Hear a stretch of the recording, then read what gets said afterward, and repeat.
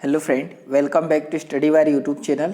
और ये विज्ञान का लेक्चर नंबर 23वां है। अभी तक हम टोटल 22 लेक्चर अपलोड कर चुके हैं, जो कि 30 इंपॉर्टेंट क्वेश्चन की जो सीरीज़ है, ठीक है, जो कि एमपी पुलिस 2021 के लिए होगा। और हर एक लेक्चर में हम 100+ क्वेश्चन डिस्कस करते हैं, क्योंकि 30 क्वेश्चन तो ये हो जाते हैं, बाकी एक्स्ट्रा डिटेल की अगर आप बात करें तो 100+ क्वेश्चन हो ही जाते हैं, ठीक है। और ये डेली रात को 9 बजे अपलोड होता है। अगर आप 9 बजे इसे डेली कंटिन्यू करते हैं तो ज़्यादा बेटर होगा, एक आपकी एक कंटिन्यूटी बनी रहेगी कि ये एक टाइमिंग पे आप डेली साइंस का लेक्चर लगाओ, ठीक है। और जितने भी क्वेश्चन मैं यहाँ डिस्कस करता हूँ, कोशिश करता हूँ कि उनकी जितनी भी जानकारी हो, एक्स्ट्रा फैक्ट हो, वो सारे के सारे हम इसमें डिस्कस करें, ठीक है। तो आइए लेक्चर स्टार्ट करते हैं। तो आज के लेक्चर का ये सबसे पहला क्वेश्चन हो जाएगा 651वें नंबर का। और अभी तक हम टोटल 650 क्वेश्चन डिस्कस कर चुके हैं, ठीक है। पिछले लेक्चरों में जिन लोगों ने वह नहीं देखे तो आप उन्हें भी देख लीजिए। तो क्वेश्चन कुछ इस प्रकार से है कि कौन सा ऊतक पौधे के प्रकाश संश्लेषण हिस्से से सामग्री को परिवहन में मदद करता है। मतलब प्रकाश संश्लेषण के बाद जो चीज़ें बनती है, ठीक है, कार्बोहाइड्रेट का निर्माण होता है, ठीक है, शर्करा का निर्माण होता है, तो उसका परिवहन कौन करता है, ये हमसे क्वेश्चन में पूछा गया है। तो पहला ऑप्शन है फ्लोएम, सेकंड ऑप्शन है जाइलम वाहिकाएं, थर्ड ऑप्शन है विभाज्य ऊतक, और फोर्थ ऑप्शन हो जाएगा भरण ऊतक, ठीक है। तो ऑप्शन नंबर फर्स्ट है यहाँ पर राइट आंसर। जो फ्लोएम होता है, ये पौधों में जो भी कार्बनिक पदार्थ का निर्माण होता है प्रकाश संश्लेषण के पश्चात, ये पौधों के अन्य भागों तक पहुंचाता है कौन? फ्लोएम। तो ऑप्शन नंबर फर्स्ट है यहाँ पर राइट आंसर। और फ्लोएम 4 चीज़ों से मिलकर बना होता है, ठीक है। तो वो चारों का नाम अगर आप याद रख सके तो बहुत अच्छी बात है। पहला होता है चालनी नलिकाएं, सेकंड होता है सह कोशिकाएं, थर्ड ऑप्शन यहाँ पर थर्ड हो जाएगा फ्लोएम तंतु, और फोर्थ हो जाएगा फ्लोएम मृदुतक। मतलब फ्लोएम कितनी चीज़ों से मिलकर बना होता है? तो 4 से। क्या क्या हो जाएगा? चालनी नलिकाएं, सह कोशिकाएं, फ्लोएम तंतु और फ्लोएम मृदुतक से मिलकर बना होता है, ठीक है। और जो फ्लोएम होता है यह एक स्थायी जटिल ऊतक है, ठीक है। स्थायी जटिल ऊतक का उदाहरण है कौन? फ्लोएम। अगला क्वेश्चन नंबर 652 नंबर का, कि पीएच का मान 7 से 14 की ओर बढ़ता है तो यह दर्शाता है, ठीक है। अगर आप पीएच स्केल अच्छे से जानते हैं और उसे देखना जानते हैं तो आप इसका आंसर बिल्कुल कर सकते हैं कि जब पीएच मान 7 से 14 की ओर बढ़ता है तो क्या होता है। तो पहला ऑप्शन हो जाएगा OH- आयन की सांद्रता में कमी, सेकेंड ऑप्शन है यहाँ पर H+ आयन की सांद्रता में कमी, थर्ड ऑप्शन है H+ आयन की सांद्रता में वृद्धि, और फोर्थ ऑप्शन हो जाएगा OH- आयन की सांद्रता में वृद्धि, ठीक है। तो ऑप्शन नंबर फोर्थ यहाँ पर हो जाएगा राइट आंसर कि OH- आयन की सांद्रता में क्या होती है? वृद्धि होती है जब 7 से 14 की ओर पीएच का मान बढ़ता है, ठीक है। तो ये आप सबसे पहले तो ये देख लो, ये पीएच स्केल होता है, स्टार्ट कहाँ से होता है? 0 से कहाँ तक होता है? तो 14 तक होता है। बीच में एक पॉइंट आता है 7, यहाँ पर उदासीन होते हैं, ठीक है। मतलब जो 0 पर होगा उसका पीएच मान सबसे अधिक होगा। तो 0 पर क्या होता है? HCl होता है। तो अगर आपसे पूछ ले कि HCl का पीएच मान कितना होता है, तो 0 के अप्रोक्सीमेटली होता है। और NaOH, ठीक है, NaOH जिसको सोडियम हाइड्रोक्साइड बोलते हैं, उसका पीएच मान कितना होता है? 14 होता है। तो जब हम 7 से 14 की ओर बढ़ते हैं तो OH- की सांद्रता में क्या होती है? वृद्धि होते जाती है। और 7 से 0 की ओर जाते हैं तो H+ की सांद्रता क्या होती है? बढ़ते जाती है। ये सारी चीज़ें आपको याद रखना है। और ये पीएच स्केल दिया था कौन ने? तो सोरेनसन ने दिया था। और कब दिया था? तो 1909 में। ये सारी चीज़ें आप याद रखोगे। फाइनली इस क्वेश्चन का आंसर क्या है? फोर्थ, ठीक है, कि OH की सांद्रता में क्या हो जाती है? OH- की सांद्रता में वृद्धि होती जाएगी यदि आप 7 से 14 की ओर बढ़ेंगे।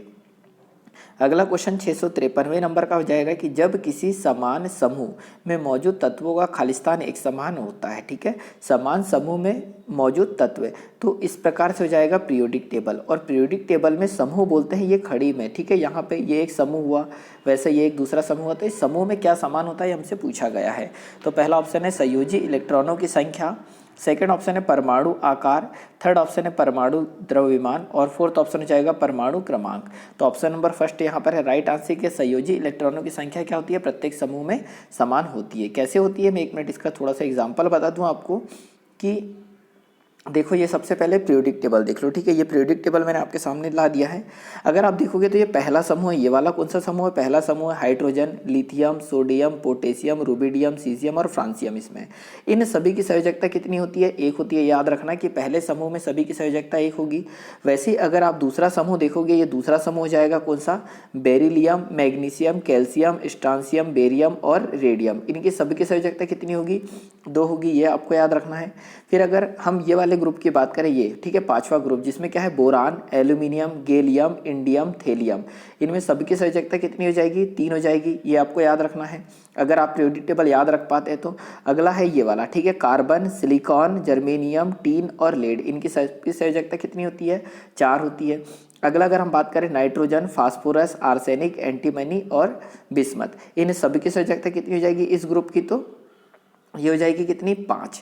अगला देखिए oxygen, sulphur, selenium, tellurium, polonium, इनकी सबकी संयोजकता कितनी होगी? 6 होगी। और वहीं पर fluorine, chlorine, bromine, iodine, astatine, इसकी सबकी संयोजकता कितनी हो जाएगी?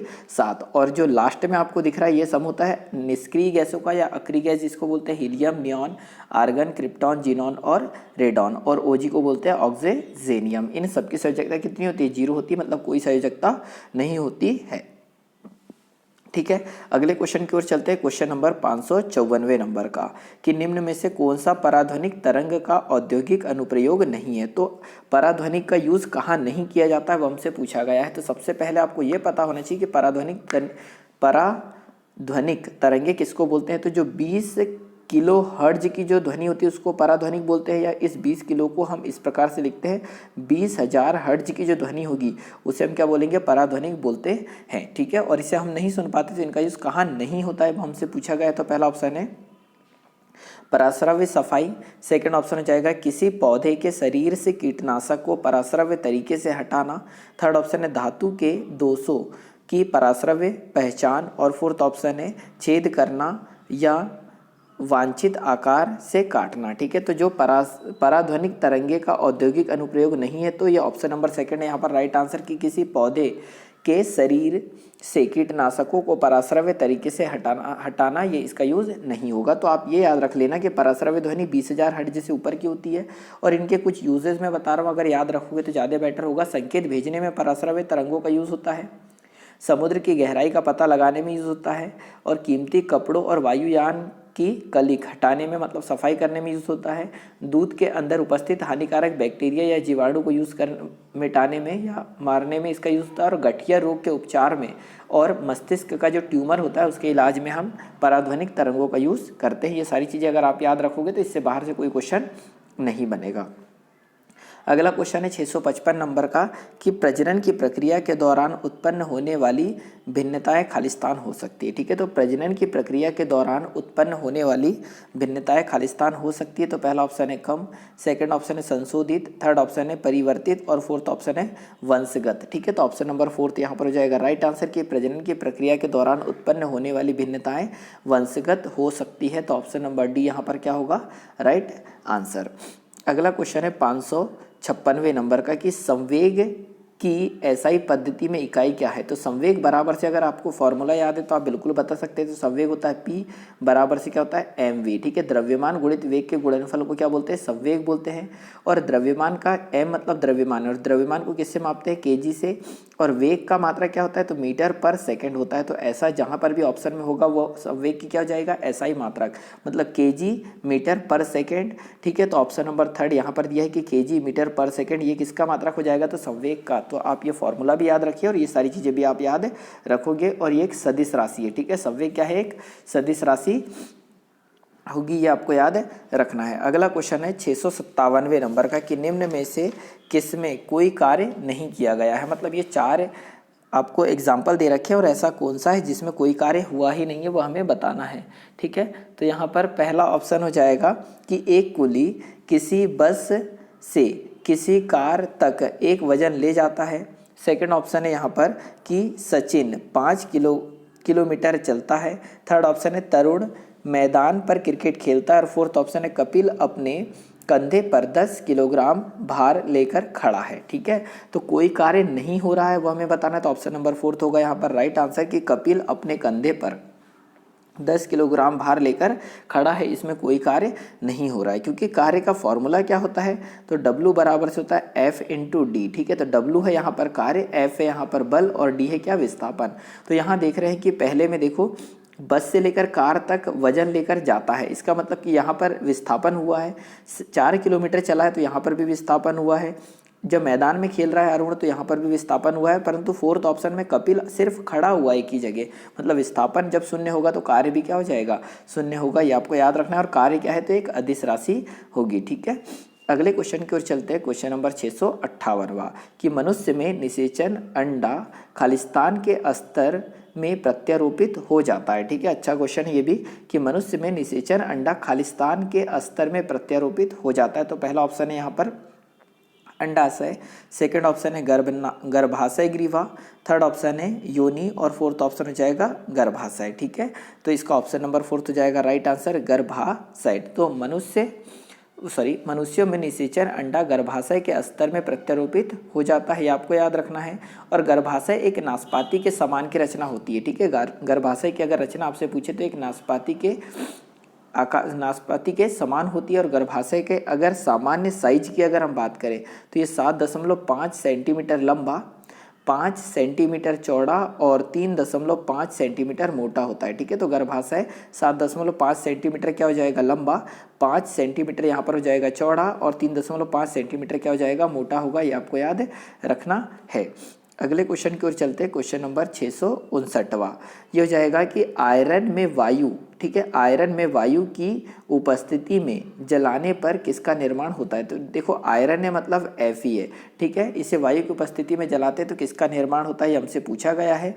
तो पहला ऑप्शन है आयरन ऑक्साइड मतलब FeO2, सेकंड ऑप्शन है Fe2O, थर्ड ऑप्शन है Fe3O2 और फोर्थ ऑप्शन है Fe2O3। ठीक है, तो यहाँ पर ऑप्शन नंबर डी हो जाएगा राइट आंसर कि आयरन को वायु की उपस्थिति में जलाने पर किसका निर्माण होता है, तो आयरन ऑक्साइड का निर्माण होता है, मतलब ऑप्शन नंबर फोर्थ होगा राइट आंसर कि Fe2O3 का निर्माण होता है, ये आपको याद रखना है। अगला क्वेश्चन नंबर 660 हो जाएगा कि अमोनिया में नाइट्रोजन की संयोजकता कितनी होती है।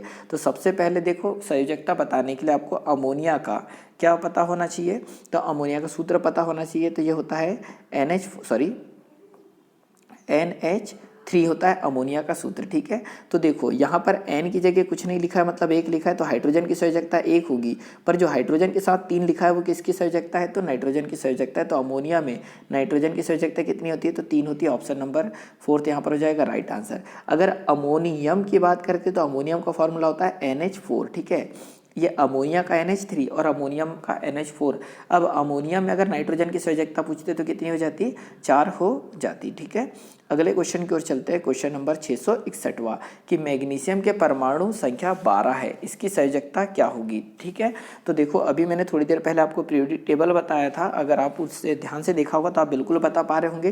तो देखो मैग्नीशियम के परमाणु संख्या 12 है, तो इसकी संयोजकता कितनी होगी, तो इसकी संयोजकता होगी +2, ऑप्शन नंबर थर्ड है राइट आंसर। चाहो तो मैं आपको दिखा देता हूँ, मैंने अभी आपको ये चीज़ें बताई थी कि देखो मैग्नीशियम में दूसरे वाले समूह में जैसे beryllium, magnesium, calcium, strontium, barium और रेडियम, दूसरे समूह में तो सभी की संयोजकता कितनी होगी, 2 होगी। और ये चीज़ याद रखो, देखो प्लस और माइनस की अगर हम बात करें तो इसकी +1 संयोजकता होती है पहले वाले समूह की, दूसरे वाले समूह की +2 संयोजकता होती है। यहाँ पर अगर हम बात करें तो इस तीसरे वाले समूह की +3 संयोजकता होती है और चौथे समूह की इसकी देखो +4 और -4 दोनों प्रकार की संयोजकता होती है। अगर हम इस समूह की बात करें nitrogen, phosphorus, arsenic, antimony, bismuth और ठीक है इनकी, तो इसकी जो संयोजकता होती है ना वो +5 होती है और -2 होती है। ठीक है, ये याद रखना कि जो नाइट्रोजन, फास्फोरस -3 होती है, तो +5 भी संयोजकता होती है और -3 भी, इन सभी की नाइट्रोजन, फास्फोरस, आर्सेनिक, एंटीमनी और बिस्मथ की। वहीं पर अगर हम इस ग्रुप की बात करें ऑक्सीजन वाले की, तो इसकी संयोजकता है ना +6 भी होती है और -2 भी होती है। ठीक है, तो oxygen, sulphur, selenium, tellurium, polonium, इनकी सबकी संयोजकता +6 भी होती है और -2 भी होती है। वहीं पर अगर हम लास्ट वाले की बात करें तो इसकी संयोजकता 7 भी होती है और -1 भी होती है, मतलब फ्लोरीन, क्लोरीन, ब्रोमीन, आयोडीन, एरेस्टाटीन की या तो +7 होगी संयोजकता या तो -1, ये आपको याद है रखना है। तो हमारा क्वेश्चन था कि मैग्नीशियम का परमाणु क्रमांक 12 था, संयोजकता कितनी होगी, 2, क्योंकि दूसरे समूह में आता है।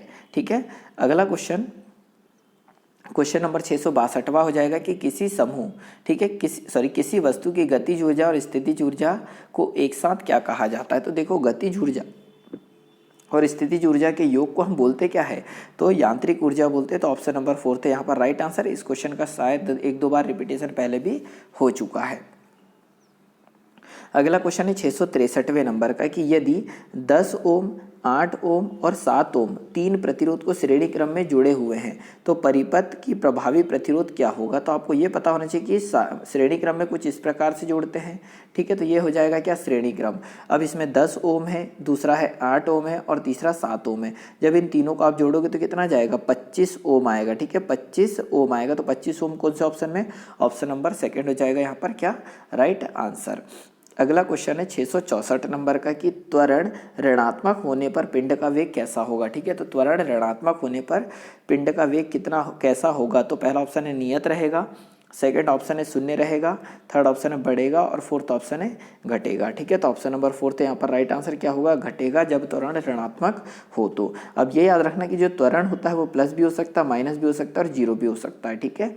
और वहीं पर अगर हम वेग की बात करें तो वेग जीरो भी, प्लस भी होता है, माइनस भी होता है और शून्य भी होता है, ठीक है। तो आपको याद रखना कि त्वरण बराबर से क्या होता है, ए बराबर से वी अपॉन टी। तो यहाँ पर ए त्वरण है, वी वेग है और टी क्या है, समय है। और त्वरण का मात्रक की अगर हम बात करें तो क्या होता है, मीटर प्रति सेकंड स्क्वायर होता है किसका, त्वरण का मात्रक।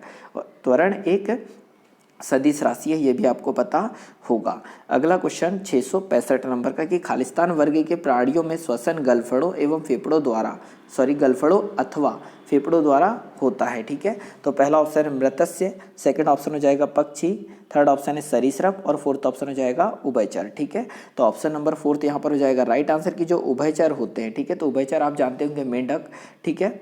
तो उभयचर जो होते हैं वो क्या होते हैं, तो उनमें श्वसन फेफड़ों द्वारा और गलफड़ों और फेफड़ों दोनों के द्वारा होता है, ये आपको याद रखना है, ठीक है। तो उभयचर वर्ग के प्राणियों में लार्वा, समझना, जो उभयचर प्राणी होते हैं जैसे मेंढक आपने बनते देखा होगा, उसको लार्वा बोलते हैं जब वो छोटा होता है तब। तो उभयचर वर्ग के प्राणियों का लार्वा अवस्था में श्वसन क्लोम द्वारा होता है, ये आपको याद रखना है कि अगर आपसे पूछ ले कि उभयचर प्राणियों का जो लार्वा होता है उनमें श्वसन किसके द्वारा होता है, तो क्लोम के द्वारा होता है, ये आपको याद रखना है। और जंतु, ठीक है, और बड़े होने पर ये काय के द्वारा होगा, तो गलफड़े और फेफड़ों के द्वारा होगा, ये आपको याद रखना है। अगले क्वेश्चन की ओर चलते हैं। यहाँ पर क्वेश्चन नंबर हो जाएगा 666वां कि एल कक्ष में रखे जा सकने वाले इलेक्ट्रॉनों की संख्या कितनी है। तो देखो ये हो जाता है नाभिक, ये पहली कक्षा, इसको हम कौन सी कक्षा बोलते हैं, के। दूसरी कक्षा होती है के के बाद कौन सी आ जाएगी, एल। फिर उसके बाद कौन सी कक्षा आ जाएगी, तो एम आ जाएगी। तो फिर पहले सबसे पहले अंदर वाली को के, फिर एल और फिर एम, ये याद रखना है। और अगर कक्षा की बात करें तो के में 2 इलेक्ट्रॉन होते हैं, एल में होते हैं 8 इलेक्ट्रॉन और एम में होते हैं कितने, 18 इलेक्ट्रॉन। तो हमसे क्या पूछा यहाँ पर, एल कक्षा में कितने इलेक्ट्रॉन होंगे। तो ऑप्शन नंबर थर्ड है यहाँ पर राइट आंसर, कितने इलेक्ट्रॉन होंगे, 8 इलेक्ट्रॉन होंगे। और इसको कौन से फॉर्मूले से निकाला जाता है, तो 2n² के माध्यम से निकाला जाता है। n का मान अगर यहाँ पर 2 लिखोगे आप, तो यहाँ लिखोगे तो कितना जाएगा, 8 आ जाएगा। क्लियर हो पा रहा है। अगले क्वेश्चन की ओर चलते, क्वेश्चन नंबर 667वां कि जब तत्वों को परमाणु भार के बढ़ते क्रम में व्यवस्थित किया जाता है, ठीक है। तो तत्वों को परमाणु भार के बढ़ते क्रम में व्यवस्थित, परमाणु भारों के बढ़ते क्रम में व्यवस्थित किया जाता है, तो पहले तत्व के गुणधर्म 8वें तत्व के गुणधर्म के समान होते हैं। संगीत के नोट्स की तरह इन नियमों को जाना जाता है, ठीक है। तो देखो जब 8 तत्व की बात हो रही है और संगीत की बात हो रही है, तो किसकी आवर्त सारणी की बात कर रहे हैं, ये न्यूलैंड के अष्टक नियम की बात कर रहे हैं। तो ऑप्शन नंबर फोर्थ यहाँ पर हो जाएगा क्या, राइट आंसर। और काफ़ी बार मैं बता चुका हूँ, न्यूलैंड का अष्टक नियम दिया था कब, 1866 में दिया था। और न्यूलैंड का अष्टक नियम, ये न्यूलैंड कहाँ के थे, तो ये ब्रिटेन के थे, ये आपको पता होगा। इसमें टोटल कितने तत्व थे, तो 56 तत्व थे। 56वें नंबर का तत्व कौन सा था, तो थोरियम था।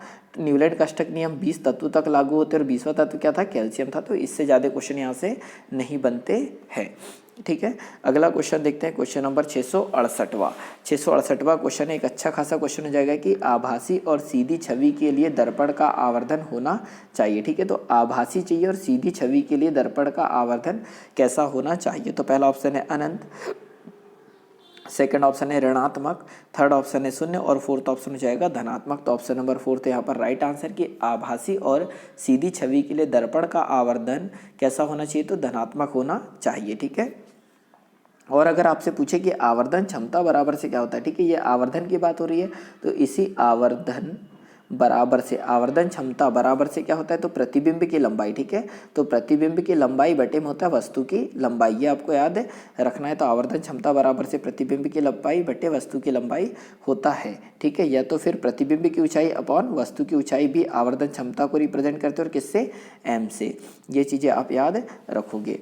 अगला क्वेश्चन है 669 कि बल द्वारा किया गया कार्य धनात्मक होता है। ठीक है, मतलब बल लगाया गया है तो किया गया कार्य कैसा है, धनात्मक होता है। जब कब होता है वो हमें बताना है।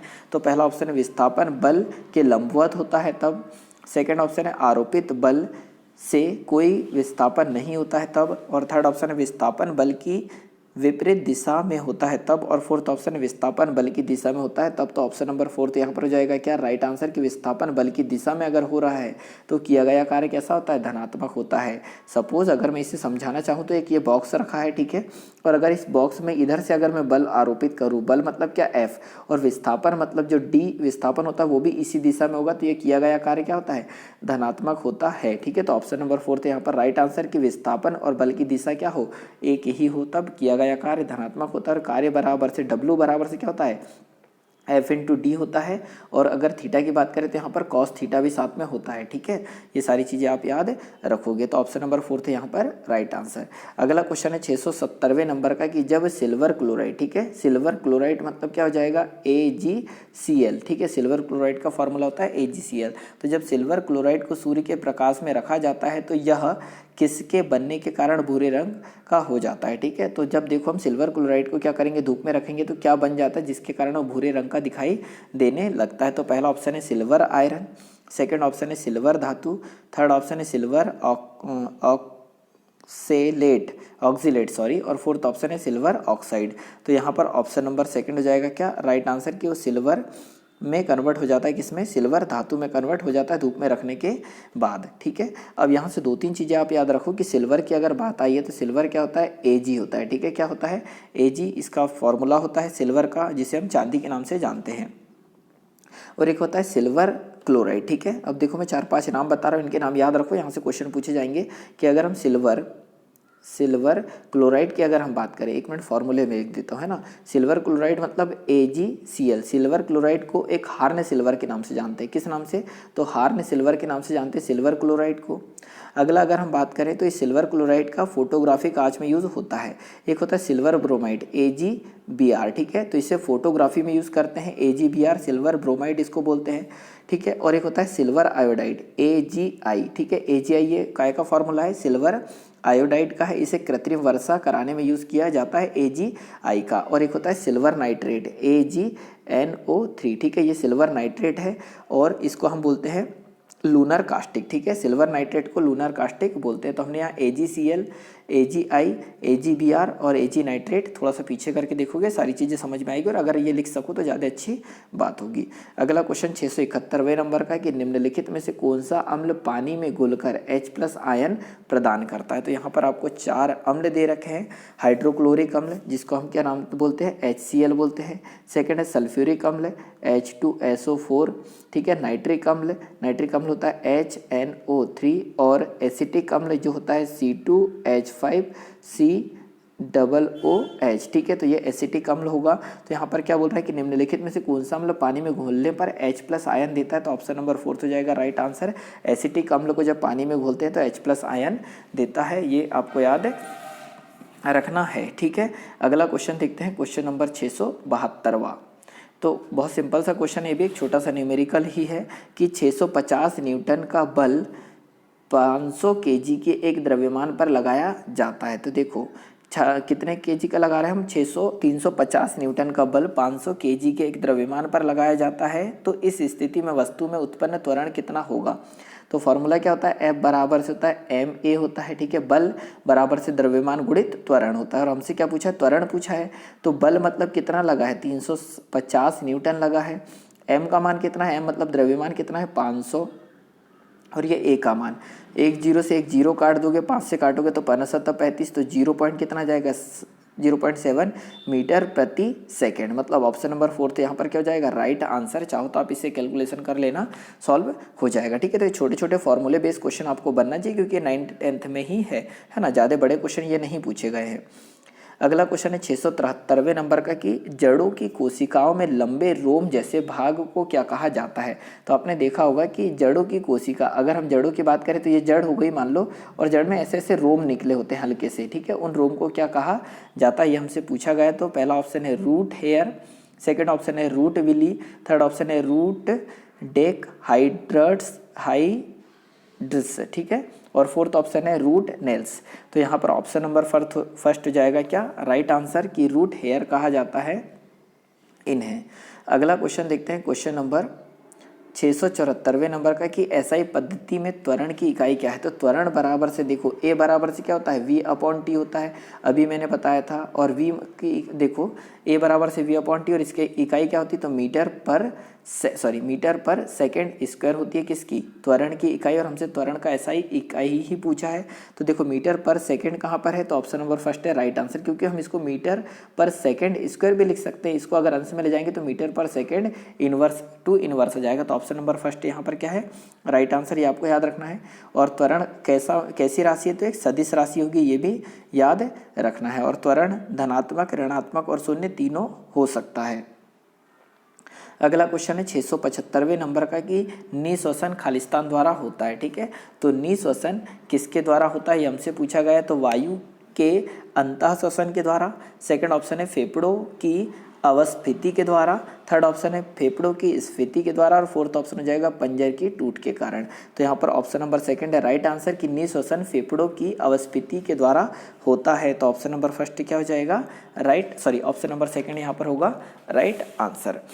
अगला क्वेश्चन 676वें नंबर का, कि खालिस्तान ऑक्साइड अम्लों के साथ साथ क्षारों के साथ भी क्रिया करते हैं। तो ऐसे कौन से ऑक्साइड है जो अम्ल से तो क्रिया करेंगे और साथ में क्षारों के साथ भी क्रिया करते हैं। तो पहला ऑप्शन है अम्लीय, सेकेंड ऑप्शन है निष्क्रिय, थर्ड ऑप्शन है उभयधर्मी, और फोर्थ ऑप्शन हो जाएगा क्षारीय। तो ऑप्शन नंबर सेकंड है राइट आंसर, की जो उभयधर्मी ऑक्साइड होते हैं वह अम्लों के साथ साथ क्षारों के साथ भी क्रिया करते हैं, ये आपको याद रखना है, ठीक है। और उभयधर्मी ऑक्साइड क्या होते हैं, तो ये हो जाता है एक मिनट एल्यूमिनियम, ठीक है, Al2O3, ठीक है।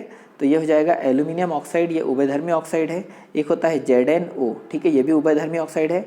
और एक PbO3 होता है, ठीक है, O3 होगा। तो ये तीनों के तीनों उभयधर्मी ऑक्साइड है, Al2O3, ZnO और Pb2O3, ये तीनों के तीनों उभयधर्मी ऑक्साइड होंगे जो कि अम्ल और क्षार दोनों से क्रिया करते हैं। अगला क्वेश्चन है 677वें नंबर का, कि परमाणु संलयन प्रतिक्रिया स्वचालित रूप से होती है, ठीक है। तो परमाणु संलयन प्रतिक्रियाएं स्वचालित रूप से होती है। तो पहला ऑप्शन है सूर्य में, सेकंड ऑप्शन है धरती के क्रोड में, थर्ड ऑप्शन है परमाणु रिएक्टर में, और फोर्थ ऑप्शन हो जाएगा सागर की लहरों में। तो यहाँ पर ऑप्शन नंबर फर्स्ट हो जाएगा राइट आंसर, क्या सूर्य में जो नाभिकीय संलयन की क्रिया खुद से होती है, ये आपको याद रखना है, ठीक है। और हम ये बोल सकते हैं कि अगर हम कृत्रिम रूप से नाभिकीय संलयन कराना चाहें तो कितना ताप होना चाहिए, तो 10⁷ केल्विन ताप और उच्च दाब होगा तभी होगा। और जो हाइड्रोजन बम के बारे में सुना होगा, तो हाइड्रोजन बम जो नाभिकीय संलयन के सिद्धांत पर आधारित होता है। अगला क्वेश्चन है काफ़ी सिंपल क्वेश्चन है 678वें नंबर का, कि हाइड्रोकार्बन के पूर्ण दहन से, ठीक है, जो हाइड्रोकार्बन होते हैं उनके पूर्ण दहन के परिणाम स्वरूप निम्नलिखित में से क्या प्राप्त होता है, ये हमसे पूछा गया है। तो पहला ऑप्शन है कार्बन मोनोऑक्साइड और हाइड्रोजन, मतलब CO और OH, सेकंड ऑप्शन है CO और H2O, थर्ड है CO2 और OH, और फोर्थ ऑप्शन है CO2 और H2O, ठीक है। तो यहाँ पर ऑप्शन नंबर फोर्थ हो जाएगा राइट आंसर, कि जब हाइड्रोकार्बन का क्या पूर्ण दहन होता है तो कार्बन डाइऑक्साइड और जल हमें प्राप्त होता है, ठीक है। अगला क्वेश्चन देखते हैं, क्वेश्चन नंबर 679, कि लिटमस विलयन खालिस्तान से निष्कासित किया जाता है, ठीक है। तो कहाँ से निकाला जाता है लिटमस विलयन, ये हमसे पूछा गया है। तो पहला ऑप्शन है पेटूनिया, सेकंड ऑप्शन है हाइड्रेजिया, थर्ड ऑप्शन है जेरेनियम, और फोर्थ ऑप्शन है लाइकेन, ठीक है। तो यहाँ पर 79 का ऑप्शन नंबर फोर्थ हो जाएगा राइट आंसर, की लाइकेन विलयन लाइकेन के निष्कासित किया जाता है। मतलब हम ये बोल सकते हैं कि जो लिटमस पेपर है वो किससे निकाले जाते हैं, तो लाइकेन से निकाले जाते हैं। दो चीज़ें और याद रखना कि जो लाइकेन है वो थैलोफाइट प्रकार की वनस्पति है। जो ये लाइकेन होती है, लाइकेन, ये थैलोफाइट प्रकार की क्या होती है, वनस्पति होती है। और जो लाइकेन है ये कवक और शैवाल दोनों से मिलकर बनता है। तो कवक और शैवाल दोनों से मिलकर क्या बनता है, लाइकेन बनता है। एक चीज़ और याद रखोगे कि आर्चिल और, ठीक है, ये नाम याद रखो पहले तो, आर्चिल और लेकेनोरा, आर्चिल और लेकेनोरा ये ऐसे लाइकेन हैं जो नीले कलर का होता है। कैसे कलर का होता है? तो नीला कलर का। तो आपसे पेपर में पूछा जा सकता है कौन से लाइकेन नीले कलर के होते हैं, तो एक आर्चिल होता है और एक लोकेनेरा होते हैं, ये आपको याद रखना है। और एक प्रयोगशाला में जिस लिटमस पेपर का यूज़ किया जाता है वो किस लाइकेन से प्राप्त किए जाते हैं, ये अगर आपसे पूछ ले तो ये निकाला जाता है रोसेला नामक लाइकेन से। तो रोसेला एक लाइकेन का नाम है और रोसेला नामक लाइकेन से लिटमस पेपर प्राप्त किया जाता है जो प्रयोगशाला में यूज होता है वो। ठीक है, अगला है, एक और याद रख लीजिएगा कि असनिया नामक लाइकेन से असनिया एसिड प्राप्त किया जाता है। अगला क्वेश्चन 680 नंबर का हो जाएगा कि निम्न में से कौन सा कथन गलत है। तो इनमें से कौन सा गलत है वो हमसे पूछा गया है। तो देखो यहाँ से हमें पढ़ना है कि सभी रज्जुकी खालिस्तान है तो मेरुदंड होते हैं, तो ये बिल्कुल सही है कि सभी रज्जुकी में क्या होते हैं, मेरुदंड होते हैं। कार्डेटा मतलब जिसमें वर्टेब्रेट होती है ना, रीढ़ की हड्डी होती है तो मेरुदंड होता है। थर्ड अगर हम देखें तो कोलेमेट होते हैं और फोर्थ है पृष्ठीय तंत्रिका नाल होती है। तो यहाँ पर ऑप्शन नंबर सेकंड है गलत, यहाँ डिप्लोब्लास्टिक होते हैं। तो हम ये बोल सकते हैं कि सभी रज्जुकी में डिप्लोब्लास्टिक होते हैं, ये यहाँ पर क्या हो जाएगा, गलत होगा, हमसे गलत ही पूछा गया है। तो आज के लेक्चर में तो इतना ही। लेक्चर अगर पसंद आया हो तो इसे लाइक और शेयर जरूर करें और फर्स्ट टाइम चैनल पे आ रहे तो चैनल सब्सक्राइब भी कर लीजिए। और आपकी अगर कोई भी प्रॉब्लम हो तो आप कमेंट बॉक्स में कमेंट कर सकते हैं। वीडियो देखने के लिए बहुत बहुत धन्यवाद। जय हिंद, जय भारत।